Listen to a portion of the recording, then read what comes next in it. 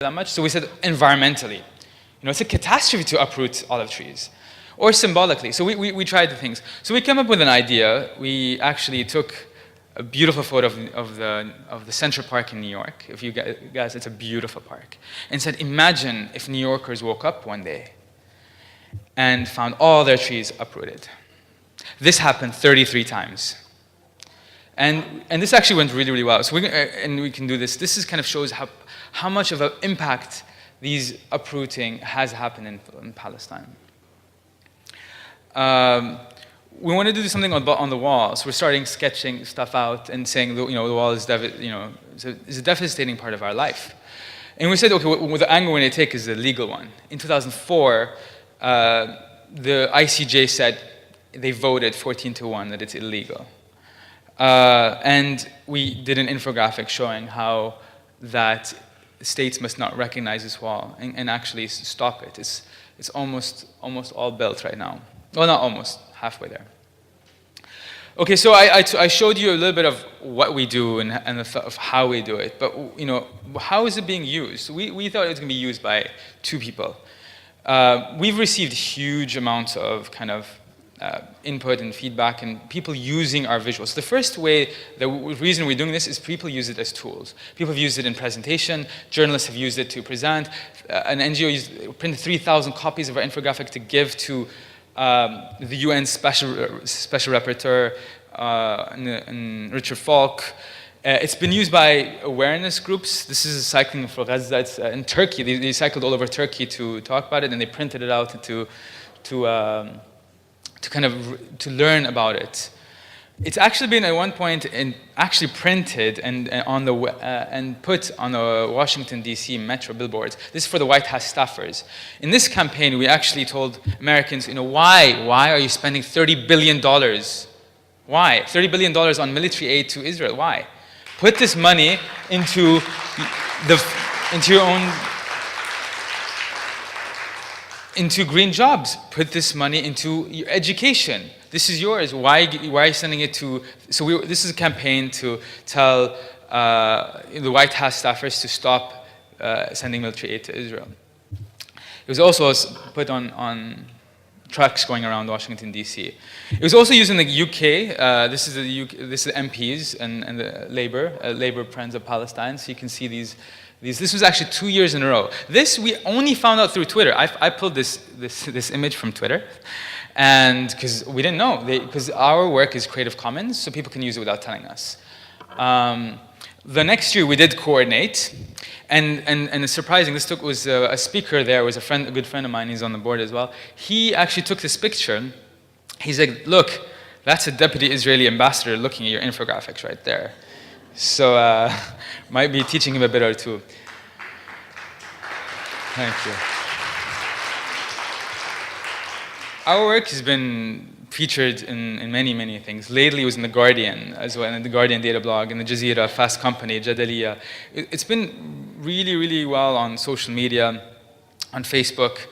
It was even translated on a volunteer basis into 9 different languages by volunteers in 9 different countries. The best volunteers, the best translators actually were the Koreans. Oh my God, they translate really quickly. I mean, we are looking for Arabic translators. If anybody wants to translate into Arabic, let us know.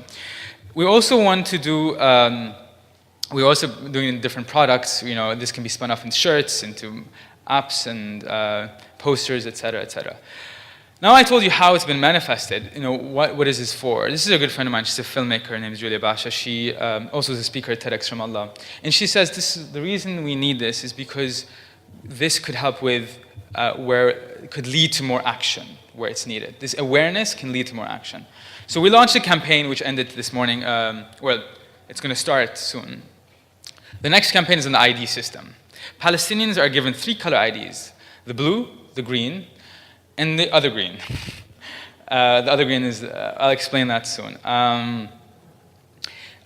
Maybe before explaining the Palestinian kind of ID system, let me explain to you the South African ID system. South African had, everybody in South Africa was given 13 digits as an ID. The last 2 digits actually explained what color they are, white, black, colored. and it showed the hierarchy of it. And you can see there's a bit of a parallel. There's a lot of differences between apartheid and Palestine, but this one case is very similar. You can see the Israeli Jew at the top and the white South African at the top, and the last you can see the Palestinians and the blacks. I am actually below the row. I'm a Palestinian in the West Bank, so I'm the one before the last, which is, I'm guessing I'm better off than people in Gaza, but still, it's not the best. Not only, so this ID system started in 1967, but in 2003, a law came out that's saying Palestinians with different color IDs cannot live together if they get married. So if I meet a Palestinian with a blue ID, if we get married, we wouldn't be able to live together. And this is yani, because it came in 2003, there are many Palestinians who have been married already. So actually thousands, over 16,000 families had to separate. Mothers and daughters, people actually had to separate. You can see here, and it's been covered. Look at this. Jazeera says Israeli law tears Palestinian families apart. Anger at Israeli citizen trial by the BBC. Ha'aretz, an Israeli newspaper, says this is actually apartheid.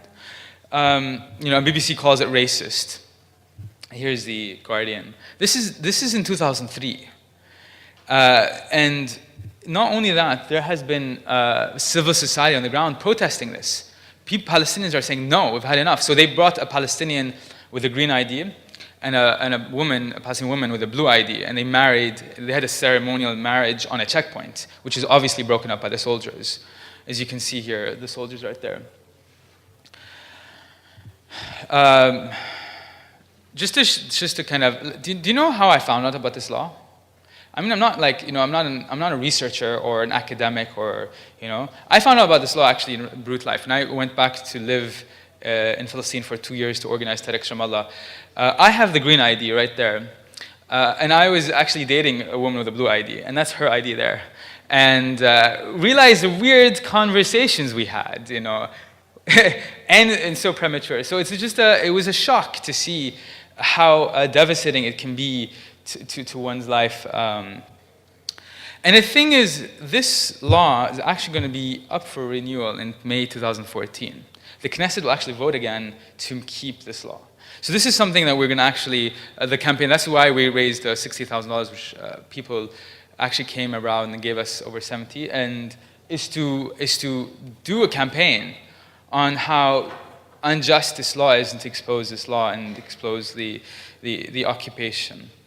I want to invite Joumana. Joumana was one of my dearest friends and co-founders of both TEDxRamallah and of Visualizing Impact and Visualizing Palestine. And she's going to be she's going to continue this talk, and I think she's a better talker than I am. So yalla.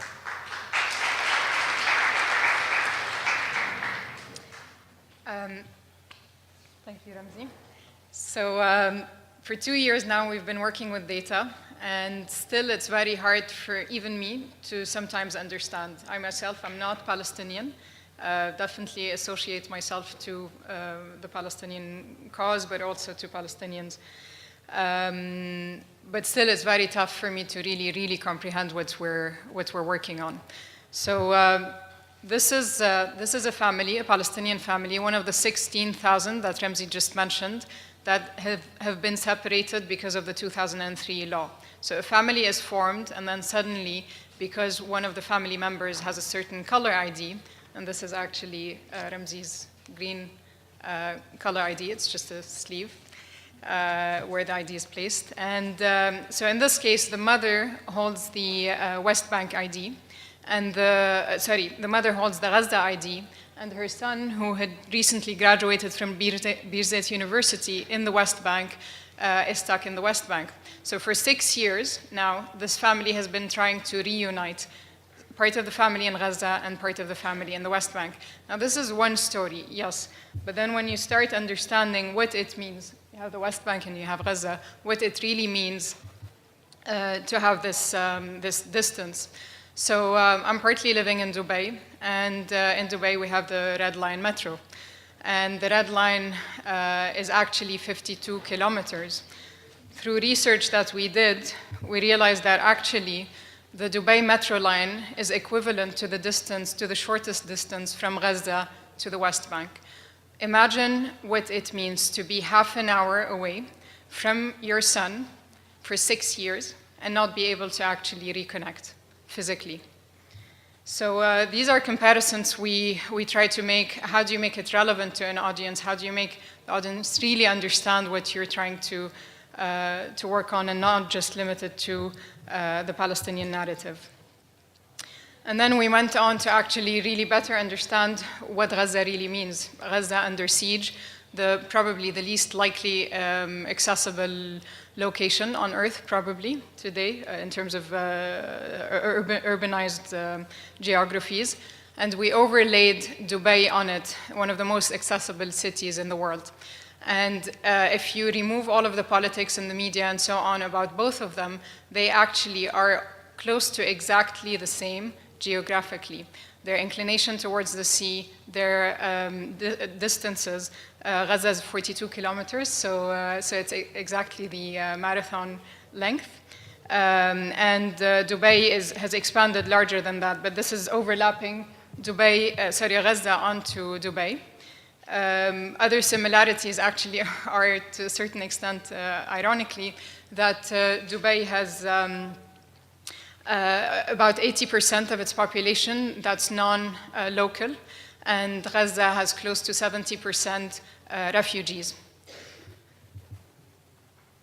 This is another one where it's really very hard to comprehend what it means that when a fisherman goes out into the sea in Gaza, is shot after a certain distance. What's that distance? I'm an architect myself, but still understanding distances is not always easy. So again, we overlaid the Gaza shoreline onto Dubai. And it turns out that the only distance that a fisherman is allowed to fish is actually exactly the same distance as the Palm Island in Dubai. So now whenever we reach the Atlantis glorious hotel in Dubai at the end of the Palm Island, this is the feeling I get, that actually after this point on, a fisherman in Gaza is being shot.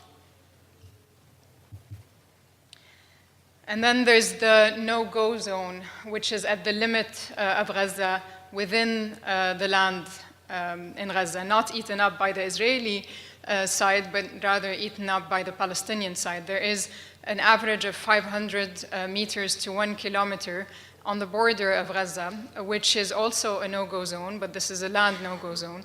And understanding the scale of that land, we collected the different developments that have happened in the past few years in Dubai in terms of square meter area and plug them into that zone. And effectively, if you